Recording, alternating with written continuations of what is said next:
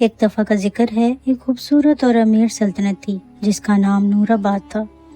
اس سلطنت کا بادشاہ بہت طاقتور تھا، لیکن اس کی سب سے بڑی پہچان اس کی بیٹی تھی، شہزادی الینا۔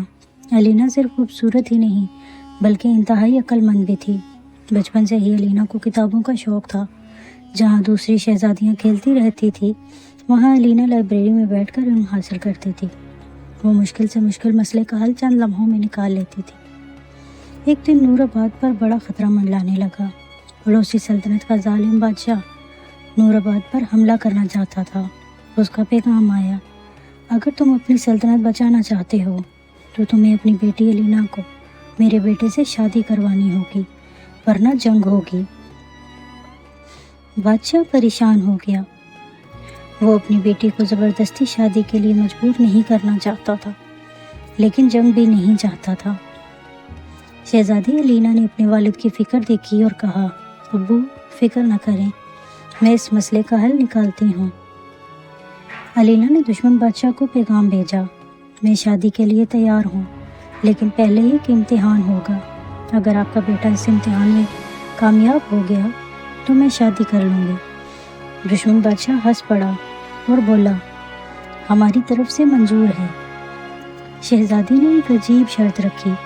اس نے کہا، ایک کمرے میں 3 دروازے ہیں، ایک دروازہ آزادی کی طرف جاتا ہے، دوسرا قید کی طرف اور تیسرا موت کی طرف۔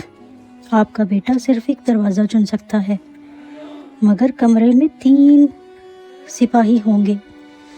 ایک ہمیشہ سچ بولتا ہے، ایک ہمیشہ جھوٹ، اور تیسرا بھی سچ اور کبھی جھوٹ۔ وہ صرف ایک سوال پوچھ سکتا ہے اور پھر دروازہ چوز کرے گا۔ سب لوگ حیران رہ گئے۔ یہ امتحان بہت مشکل تھا۔ دشمن کا شہزادہ کمرے میں گیا۔ اس نے سوچا، لیکن اسے سمجھ نہیں آیا کہ کیا سوال پوچھا جائے۔ اس نے اندازہ لگایا اور ایک دروازہ کھول دیا، لیکن وہ دروازہ قید کی طرف جاتا تھا۔ دشمن بادشاہ شرمندہ ہو گیا۔ اس نے اپنا وعدہ پورا کیا اور جنگ سے ہاتھ کھینچ لیا۔ نور آباد بچ گیا، بنا تلوار اٹھائے۔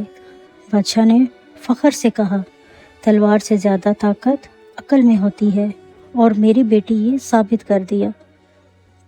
عقل اور سوچ سمجھ کر لیا گیا فیصلہ ہر مشکل کو آسانی میں بدل دیتا ہے۔ طاقت صرف جسم کی نہیں، دماغ کی بھی ہوتی ہے۔